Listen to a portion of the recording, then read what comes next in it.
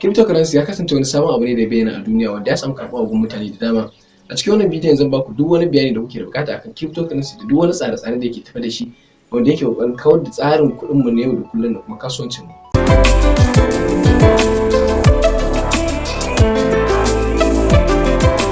A zamanin yau abu ne mai matukar wahala a ce ka samu wani babban banki ko kuma ka samu software company ko kuma gwamnati wanda ba sa yin bincike akan cryptocurrency ko buga paper akan sa ko kuma yin shiri akan wani aiki na blockchain.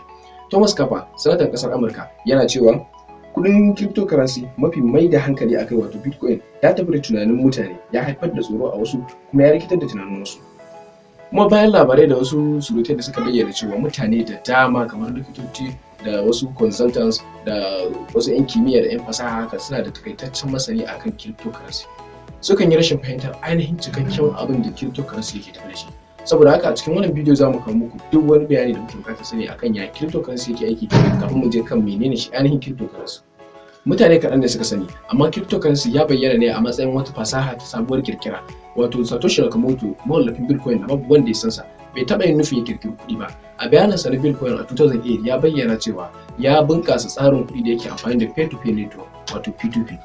Ainihin abin da yake so ya cimma shine kirkiri abin da mutane dama suka kasa kirkira kafin digital cash wato kuɗin lambobi. A bayaninsa na Bitcoin a 9 ga watan January 2009 a pejin Instasport ya bayyana cewa sanarwar Bitcoin ta farko wato sabon tsarin kuɗin lantarki da yake amfani da peer-to-peer network don kare double spending wato kashe kuɗi fin sau ɗaya, kuma ya kasance rababben network da baya buƙatar sa hannun banki ko kuma gwamnati a cikinsa. Ya kuma tura sako zuwa ga Dustin Trammell wato email din Dustin Trammell cewa bayan shekaru sama da 10 da aka dauka na rashin cimma nasarar kirkirar kudin lantarki wato electronic digital cash kamar digicash da dai sauransu, suna kallon abin kamar aikin da ba za a iya cimma shi ba. Ina fatan za su bada bambanci akan, na san wannan shine lokaci na farko da zamu gwada tsarin kuɗi da baya buƙatar yarda.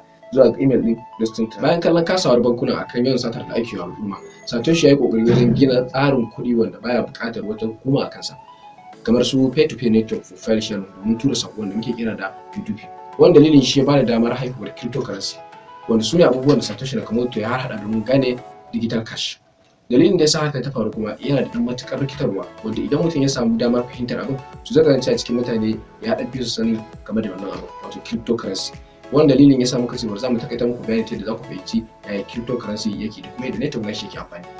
Don fahimtar digital cash wato kuɗin lambobi, kana da buƙatar payment network wato network mai yin biya, wanda yake da accounts da kuma wanda yake da balance, wanda kuma yake da transaction wato mu'amaloli a cikinsa. Wannan yana da hakan yana da sauƙin fahimta. To amma babbar matsala da kowane payment network ya kamata a ce yake warwarewa shine yake kare double spending wato kashe kuɗi sama da sau ɗaya. Domin kare hakan kuma ana buƙatar a ce kowanne mai account a ce yana kashe kuɗi sau ɗaya. Hakan yana faruwa ne ta dalilin bankuna da suke karewa kuma suke tabbatar da yarjejeniya tsakanin mai turawa da kuma mai karɓa. To amma a decentralized network wato rababben network baka da buƙatar mai maka ajiya. Hakan yana da akwai buƙatar a ce kowanne mai account a ce shi yake ajiye duk wata mu'amala da yayi ta tura kuɗi da kuma karɓa a cikin network nasa. To ta yaya su wa'annan masu account din wanda suke a rababben network wato decentralized network za su iya isa ga yarjejeniya tsakanin su muddin suna so su yi mu'amala da kuɗi? Babu wanda ya san haka sai a bayyanar Satoshi, babu wanda ya san yadda za a iya isa ga yarjejeniya har sai lokacin da Satoshi ya bayyana ya tabbatar da hakan za ta iya yiwuwa.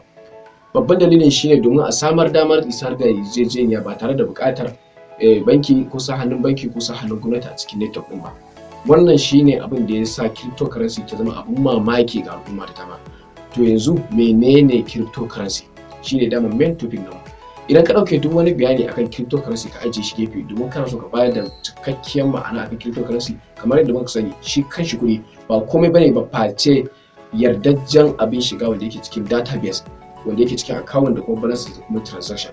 To domin ba da takaitaccen bayani akan cryptocurrency, shi ma ba komai bane ba face kuɗin shiga wanda yake yardajje a cikin network, wanda ake amfani da shi a matsayin kuɗin tsakiya domin yin musanya tsakanin al'umma.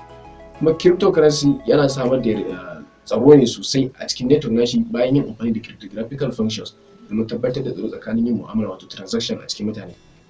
Kuma cryptocurrency ya yi amfani da blockchain technology domin samun kansa decentralization wato rarrabuwar network, zai rarrabu duk duniya, kowa zai iya shiga network din kuma tare da samarwa juna cikakkiyar yarjejeniya. Na biyu shine transparency, wanda duk suna cikin network ne, duk wanda yake cikin network din zai iya ganin duk wani abin da yake iya faruwa. Shine dalilin da yasa cryptocurrency ta amfani da blockchain. Na biyu domin samun kanta transparency. Na uku shine immutability, domin ba da damar babu wanda ya isa canza tsarin da yake cikin cryptocurrency, sai yasa ta samu kanta immutability. A nan da muka kawo muku ƙarshen takaitaccen bayanin mu akan menene cryptocurrency. Kada ku manta ku danna mana alamar subscribe ko kuma danna alamar ƙararrawa domin samun fina-finan mu da zarar mun dora. Kada ku manta ku yi mana comment a ƙasa domin ta haka ne kaɗai za mu iya fahimtar yadda kuke ji akan fina-finan mu. Kuma za mu ci gaba da dora muku bidiyo a kowace rana akan duk wani abin da ya shafi technology da cryptocurrency da yadda ake trading nasu da duk wani abin da ya shafe sa.